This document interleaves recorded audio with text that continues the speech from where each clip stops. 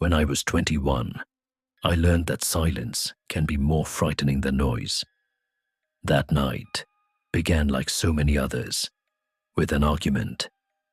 My dad and I had been circling the same fight for months, each one ending louder than the last. Words neither of us meant, slammed doors, that feeling of being trapped in your own home. When he shouted, "Then go if you hate it here so much." I did. I left without backing. Just my phone, keys, and wallet. I didn't know where I was going. I only knew I couldn't stay there anymore. I drove until the streetlights thinned out and the houses gave way to empty parking lots. That's when I saw it. Quality Inn and Suites, its red neon sign flickering like a dying heartbeat. Something about the stillness of the place drew me in. I remember thinking, maybe peace looks like this. Quiet. Anonymous. The woman at the front desk barely spoke. She handed me a keycard and said, "Room 214, end of the hall." The hallway stretched long and pale, under fluorescent light, the carpet swallowing every sound. When I opened the door, a rush of air conditioning hit me. Cold, dry, sterile. The kind of cold that doesn't feel natural. I placed the "Do Not Disturb" sign on the handle, locked the door twice, and turned on the TV just to have a voice in the room. For a while, I sat on the edge of the bed, staring at the muted news anchors, their lips moving soundlessly. My reflection in the black TV screen looked older than I remembered. Then came the knock. It wasn't loud, just 3 soft taps, evenly spaced. At first, I thought I imagined it. Then it came again. Knock, knock, knock. Not right now, I said, trying to sound casual. No reply. But the electronic lock suddenly beeped, the sound it makes right before a keycard opens the door. The handle moved. The door creaked open a few inches. My stomach dropped. "Hey," I said, "not right now." Silence. Then the door slammed shut, hard enough that the mirror rattled against the wall. When I finally looked outside, the hallway was empty, except for a quick blur of movement at the far end. I swear I saw the edge of a uniform skirt and the back of a woman's leg turning the corner. I went downstairs, half embarrassed, half angry. The clerk barely looked up from her phone. "Probably Marisol," she said. "Housekeeping. She's new. I'll remind her about the signs." I wanted to believe her. But something about the way she said it, quick, dismissive, didn't sit right. That night, I left the bathroom light on. I remember checking the lock 3 times before lying down. My body felt heavy, my mind wired. Sometime after 9, I drifted into that half-sleep where your body shuts down, but your thoughts keep whispering. That's when I heard it, a voice, soft and close, like someone kneeling beside the bed. "You have to let them in." It was so gentle, I almost thought it was in my head. Then a shadow moved, right next to me. I opened my eyes. A woman stood over me, the same one I'd seen in the hallway. Her hair hung in tangled strands, her uniform torn, eyes sunken, as if she hadn't slept in days. Her lips trembled. "You don't listen," she said, her voice breaking. "You don't listen." Before I could move, she grabbed me, her fingers cold, impossibly strong. I felt them press into my throat, her words cracking like static. "You think you can walk away?" I kicked free, stumbled toward the door, and ran barefoot into the hallway. My heart was hammering so hard it felt like it was trying to escape my chest. By the time I reached the lobby, I could barely speak. The clerk stared at me, pale and confused. What happened? When I told her, she froze, then said quietly, "We haven't had a Marisol here in almost a year. The police came, of course. They checked the room, The security footage. Nothing.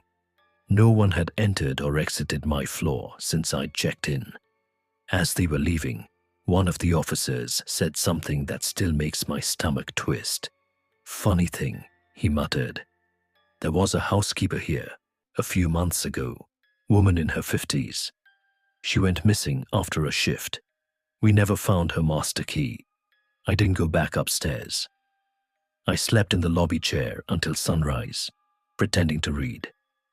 When I finally left, I saw something under my door. A folded napkin from the hotel restaurant. On it, written in shaky pen strokes, were 5 words. You have to let them in. Even now, years later, every time I stay in a hotel, I check the locks 3 times.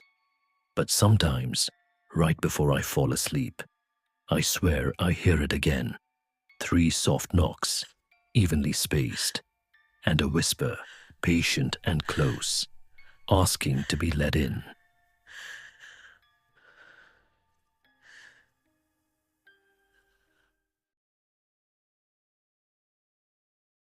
You never forget the sound of a knock that shouldn't have been there. It was soft, almost polite, but it came at the wrong time, from the wrong person. I was 12 when it happened. My friend Ellie lived just a few houses down from my dad's place. Her mom was a nurse, often on night shifts, so Ellie and her little brother were usually home alone. That night, my buddy Ryan was hanging out with them, and they were waiting for her mom to get back. When the knock came, Ellie thought it was her mom. She had this distinct triple tap she always used, so she opened the door without hesitation. But it wasn't her mom. Her mom had been helping a woman at the hospital, whose sister had just been released from a psychiatric facility. Somehow, that woman found out where Ellie's family lived and when her mom would be gone. What happened next? No one ever talks about it in full. Ryan said he bolted out the window the second he realized something was wrong. Ellie's little brother ran to the neighbor's house. By the time the police got there, it was too late. A week before Christmas, Ellie was gone. The woman had killed her, brutally, and left her in the bathtub. They said she'd even hidden her head inside one of the wrapped presents under the tree. That was the first time I learned how evil can knock, softly, and still come inside.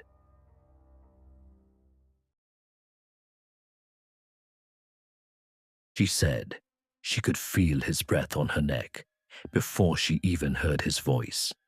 My wife's grandmother, June, was one of those people who believed the world was mostly good. Every evening, she volunteered at the town library, walking home right after closing. It was her routine, winter or not. That night, she noticed someone behind her on the dim road. Footsteps, steady, deliberate, matching hers. She kept walking, heart pounding, but didn't turn around. She could see a house ahead, warm light in the window.